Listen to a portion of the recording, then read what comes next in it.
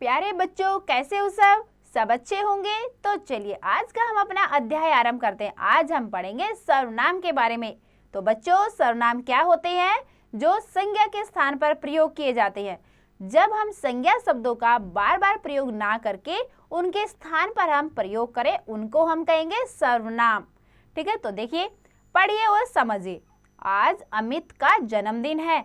अमित बहुत खुश है। अमित ने अपने मित्रों को बुलाया। अमित के मित्र अमित के लिए उपहार लाए हैं। अमित को सभी बधाई दे रहे हैं। तो देखो, क्या आपको उपयुक्त वाक्य अटपटे लग रहे हैं? देखो, आप यहाँ पे बार बार अमित अमित पढ़ रहे हैं, तो आपके वाक्य अटपटे लग रहे हैं? हाँ, बिल्कुल लग रहे हैं।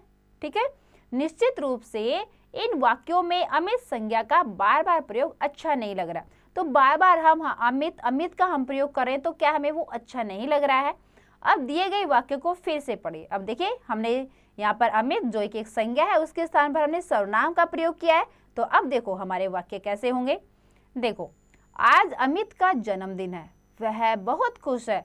उसने अपने मित्रों को बुलाया। उसके मित्र उसके लिए उपहार लाए हैं। उसे सभी उसके जन्मदिन की बधाई दे रहे हैं। अब देखो हमारे वाक्य कितने अच्छे लग रहे हैं। पहला जो हमने पढ़ा गद्यांश, उसमें क्या है? हमारे वाक्य अटपटे लग रहे हैं। और देखिए, इस गद्यांश में, इन पंक्तियों में हमारे वाक्य क्या है? बहुत ही सरल और स्पष्ट, और पढ़ने में भी बहुत अच्छे लग रहे हैं। अब देखो, उपयुक्त वाक्य अब पढ़ने में अधिक सहज और अच्छे लग रहे हैं। इसका केवल एक ही कारण है कि वाक्य में जहां जहां अमित संज्ञा का अनावश्यक प्रयोग हुआ है, उनके स्थान पर वह, उसके, उसने, उसके, उसे शब्दों का प्रयोग हुआ है। संज्ञा के स्थान पर प्रयुक्त हुए ये शब्द सर्वनाम कहलाते हैं। तो हमने जो अमित के स्थान पर, इनकी जो अमित संज्ञा है, उसके स्थान पर हमने यह, वह, उसने, उसके, ये सब प्रयोग किए। यही क्या होते हैं? हमारे सर्वनाम। तो देखिए, परिभाषा कैसे लिखेंगे हम इसकी। जिन शब्दों का प्रयोग संज्ञा शब्दों के स्थान पर किया जाता है उन्हें सर्वनाम कहते हैं। ठीक है, यानी कि जिन शब्दों का प्रयोग हम किसके स्थान पर करते हैं? संज्ञा शब्दों के स्थान पर, वो क्या होते हैं? हमारे सर्वनाम।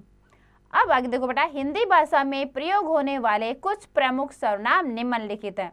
यहाँ पर कुछ सर्वनाम हैं जो हिंदी भाषा में प्रयोग होते हैं। वो कौन कौन से हैं? देखो, वह, कौन, ये, वे, किसे, किन्हें, इन्हें, उन्हें, हमारा, मेरा, तुम्हारा, आपका, हम, मैं, तुम, आप, हमें, मुझे, तुम्हें, आपको, उनका, इनका, किनका, किसका आदि। ये सभी क्या है? हमारे सर्वनाम शब्द हैं।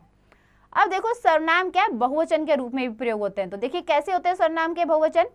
संज्ञा की बातें सर्वनाम में भी एकवचन व बहुवचन होते हैं। जैसे देखो, एकवचन बहुवचन, मैं का बहुवचन क्या होगा? हम, उसे, उन्हें, मेरा, हमारा, वह, वे, मुझे, हमें, जिसे, जिन्हें, यह, ये, तुम, आप।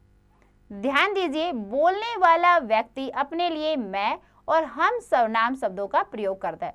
यानी जो बोलने वाला व्यक्ति होता है, जो वक्ता होता है, वो क्या करता है अपने लिए? या तो मैं शब्द का प्रयोग करेगा या फिर हम शब्द का प्रयोग करेगा। जैसे देखिए, हम कल दिल्ली गए थे।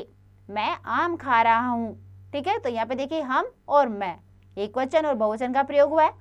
अगर देखिए, व्यक्ति जिससे बात करता है, व्यक्ति जिससे बात कर रहा है, जो सामने वाला उससे बात कर रहा है, उसके लिए देखो तुम, आप, तुम्हारा, तुम्हें आदि शब्दों का प्रयोग करता है। तो उसके लिए क्या प्रयोग करता है? तो तुम बोलेगा उसको, तुम्हारा, आपका, तुम्हारा, तुम्हें। ठीक है, तो ये क्या हो गया? हमारा सर्वनाम। बहुवचन में देखो इसे, आप कहाँ रहते हैं? तुम्हें कहाँ जाना है? ठीक है, अब आगे देखो, व्यक्ति जिसके बारे में बात करता है। ठीक है, यानी कि व्यक्ति जिसके बारे में बात कर रहा है, उसके लिए वह, वे, उस, उनका, उन्हें आदि सर्वनाम शब्दों का प्रयोग करता है। जैसे वह मेरी किताब है, आगे उन्हें मेरा घर पता है। ठीक है बेटा, आप देखिए हमने अपने पाठ में क्या सीखा। संज्ञा के स्थान पर प्रयोग किए जाने वाले शब्द सर्वनाम कहलाते हैं। सर्वनाम के प्रयोग से भाषा सुंदर बन जाती है।